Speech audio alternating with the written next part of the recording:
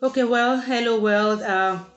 This is Maria Abanga, right? Your psychotherapist, and so many things in one.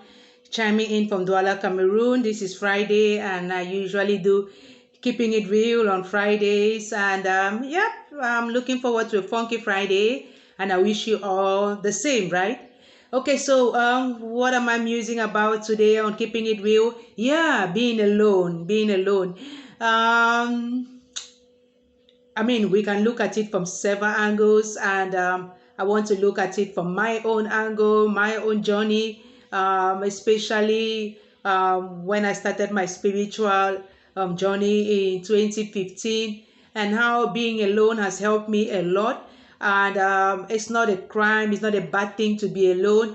Being alone, either as an introvert or as an extrovert who is finding that balance to become an ambivert like myself, or somebody on a spiritual journey, or somebody who is not in a relationship, intimate or romantic relationship, somebody who is in a crowd but who is not carried away by the crowd. So you can look at being alone from several angles, right?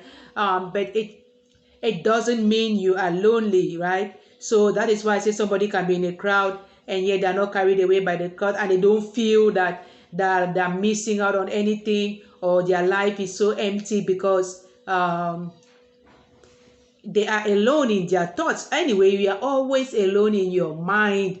There's nobody who is living in another person's brain or mind, or you and stuff like that. So you are really practically alone all the time.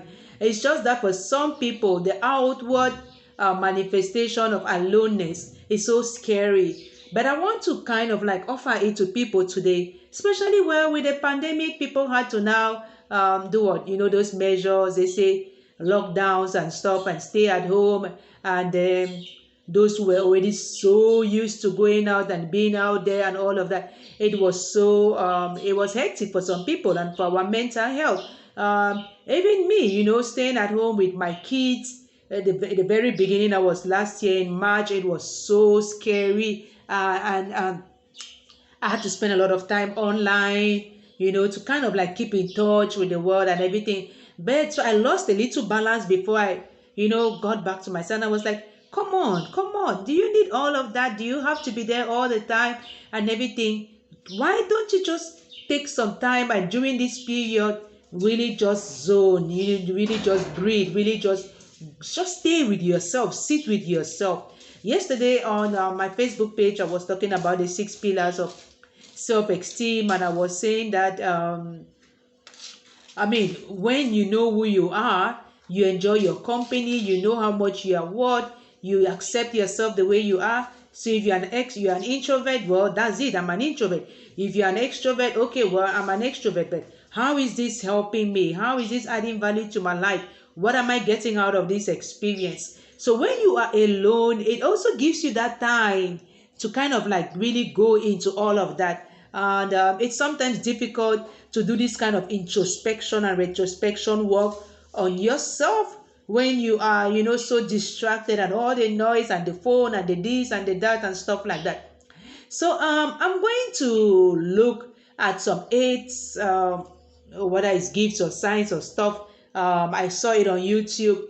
I have just watched it, but I haven't analyzed it, so I can't share those things with you. But I put the link there for anybody who wants to watch it. But yeah, it makes sense to me. Like that's my journey, right? Being alone has been more beneficial to me than not. So I once in a while just go back and sit with myself. I listen to my spirit a lot, my intuition, call it whatever you want. I once said you're going to do a 70 days fast, and from this, people can think you are crazy, well, whatever, as long as you yourself know what's going on in you. And I did that. I've done a 3 days retreat, like just go somewhere and stay there alone, no phone, no nothing. Some people do more.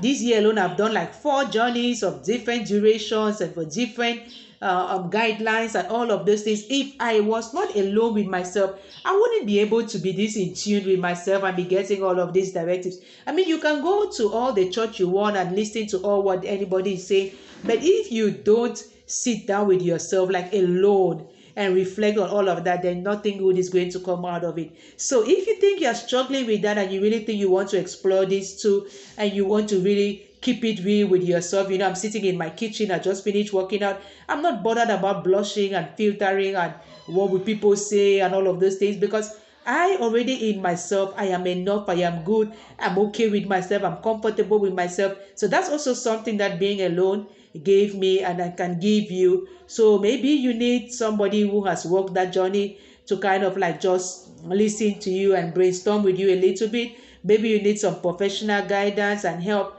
I'm a psychotherapist, I'm into spirituality and so many other things. So I'm a mental health advocate. I mean, there's no reason to be holding back out of fear, shame, guilt, all of those things. Life is to be lived and we have just one life, one chance. So let's make the best of it. Okay, next week. Bye.